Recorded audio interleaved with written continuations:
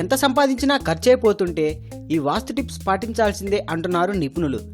జీవితానికి ధనం కూడా అవసరమని, అందుచేత వాస్తు ప్రకారం ఇంటిని ఏర్పాటు చేసుకోవాలని వాస్తు నిపుణులు చెబుతున్నారు. ఇంట్లో ఉంచిన వస్తువులు వాస్తుకు సానుకూలంగా ఆయా దిశలను ఏర్పాటు చేసుకోవాలని వాస్తు నిపుణులు సలహా ఇస్తున్నారు. ఉత్తరం అంటే కుబేర స్థానం అంటారు.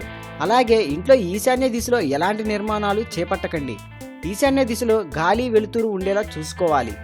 ఈశాన్యంలో ఎలాంటి అడ్డంకులు ఉండకూడదు. ఈ దిశలో చెత్తా చెదారాన్ని ఉంచకూడదు.